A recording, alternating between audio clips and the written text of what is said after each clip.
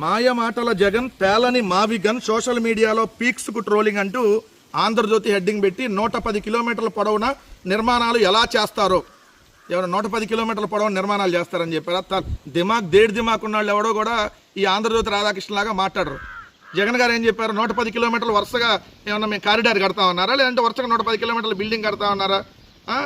ఇది బురదను అత్తరుగా చెబుతూ అందరికీ పూసేందుకు ప్రయత్నించారంట.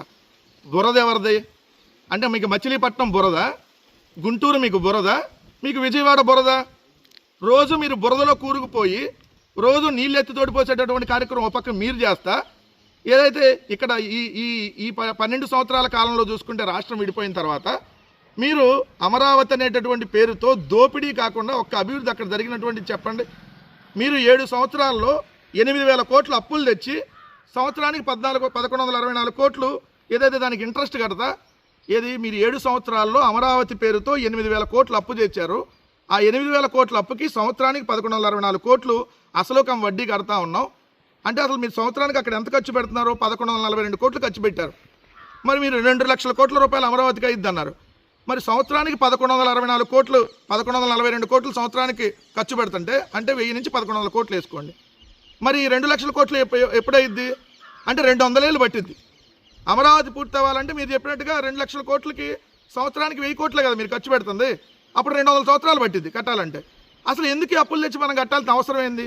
రెడీమేడ్గా అన్నీ ఉంటే, రెడీమేడ్గా రైల్వే ఉంది, రోడ్లు ఉన్నాయి, ఎయిర్పోర్ట్ ఉంది, పోర్ట్ ఉంది, ఇన్ని పెట్టుకొని ఎవరిది బురద? బురదను అత్తరుగా చూపిస్తుంది అమరావతి పేరుతో. అమరావతిని బురదని, అమరావతి అనేటటువంటి ఏదైతే మీరు అన్న మాటలే, ఆ బురదని మీరు ఏదైతే అది అత్తర్లాగా బాగా స్మెల్ వస్తుందని చూపించేటటువంటి కార్యక్రమం మీరు చేస్తున్నారు చంద్రబాబు నాయుడు గారు. మేం చేయలేదు. మేము ఆంధ్రప్రదేశ్ రాష్ట్ర భవిష్యత్తు బాగుండాలనేటువంటి ఆలోచనతో మేం చేస్తూ ఉన్నాం. రాజధాని అంటే రోడ్లు, రైల్వే, అదేవిధంగా ఎయిర్పోర్టు, మెడికల్ కాలేజీలు, హాస్పిటళ్ళు, ఆ ఇన్ఫ్రాస్ట్రక్చర్ అని ఆల్రెడీ ఉంది. అదే మావిగన్.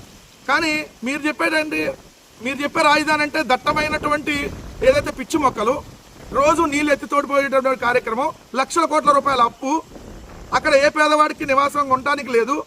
ఇది మీరు చెబుతున్న రాజధాని. సో ఎవరిది బురదో ఎవరిది అత్తరో ఒకసారి చెక్ చేసుకో రాధాకృష్ణ. వాసన చూసి కెలుక్కోవడం అంటే ఇదే. ఆల్రెడీ మీరు ఇప్పుడు దొరికిపోయారు అడ్డంగా. ఈరోజు గుంటూరు, విజయవాడ చుట్టుపక్కల ఈరోజు జరుగుతున్నటువంటి చర్చ, ఎందుకు గుంటూరు రాజధానిగా అర్హత లేదు, ఎందుకు విజయవాడ రాజధానిగా అర్హత లేదు? మీరు చెప్పిందే కదా విజయవాడ కేంద్రంగా, విజయవాడ చుట్టుపక్కల రాజధాని అని చెప్పి మీరే కదా హైదరాబాద్ అసెంబ్లీలో ఆ రోజు అనౌన్స్ చేసింది. హైదరాబాద్లో ఉంటే ఆ రోజు అసెంబ్లీ ఇంకా రాష్ట్రం విడిపోయి ఇక్కడికి కలకట్ట కొంపకు మీరు రాకముందు. మరి ఈరోజు ఎందుకు విజయవాడను వద్దంటున్నారు? పేదవాడికి అక్కడ ఉండటానికి ఎందుకు అర్హత లేదు?